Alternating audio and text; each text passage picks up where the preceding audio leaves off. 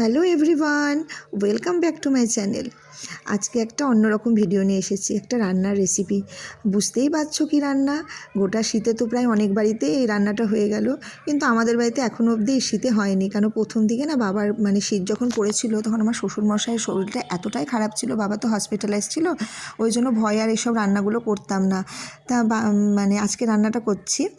সেহেতু শিবরাত্রি, শিবরাত্রির আগের দিন দুপুরবেলা সংযম করেছিলাম, সেদ্ধ সেদ্ধ ভাত খেয়েছিলাম, কিন্তু রাতের বেলা তো ময়দার তৈরি জিনিসই খেতে হবে। তাই আমার শাশুড়িমাকে বললাম আজকে আর অন্য কিছু করবো না, আজকে মটরশুঁটির কচুরিই করি। বললো বেশ তাই কর। তাই জন্য দেখো প্রথমে মটরটাকে সেদ্ধ করে নিয়েছি, তারপর মটরটাকে সেদ্ধ করে জলটা ঝরিয়ে নিয়েছি, তারপর তো মিক্সিতে একটা খুব সুন্দর পেস্ট করতে হবে। আর এইদিকে না একটা ভাজা মশলা আমি রেডি করেছিলাম। এই ভাজা মশলাটা টেস্টটাকে না আরও দ্বিগুণ বাড়িয়ে দেয়। ভাজা মশলাটার মধ্যে দিয়েছিলাম গোটা জিরে, গোটা ধনে, একটু মৌরি, শুকনো লঙ্কা, তেজপাতা, গোটা গরম মশলা আর গোলমরিচ। ওটাকে হালকা করে একটু কড়াইয়ের মধ্যে নেড়ে সেটাকে গুঁড়িয়ে নিয়েছিলাম। তারপর কড়াইয়ের মধ্যে একটু আদা বাটা আর একটু হিং দিয়েছিলাম, কিন্তু সেই ভিডিওটা আমি নিতে পারিনি, কেন আমি ভুলেই গিয়েছিলাম ভিডিওর কথা তখন।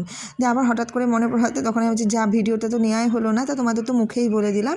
তারপর ওইটা দিয়ে যখন খুব সুন্দর একটা সেন্ট বেরাচ্ছে তেল থেকে, তখন পেস্টটা দিয়ে দিয়েছি।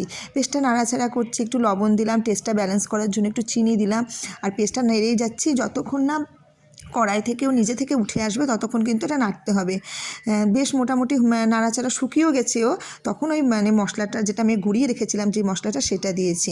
আর এই মশলাটা দিয়ে না এই পেস্ট যেটা পুরটা বানাচ্ছি, এটাকে বেশি নাড়লে আর হবে না, কেন সেন্টটা যাতে বেশি বেরিয়ে না যায়, সেন্টটা যাতে থাকে, তাহলে তো খেতে খুবই ভালো হবে।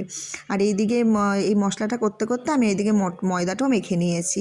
ব্যাস ময়দাটা মাখা হয়ে গেছে, ময়দাটা একটু রেস্টেও রেখে দিয়েছিলাম।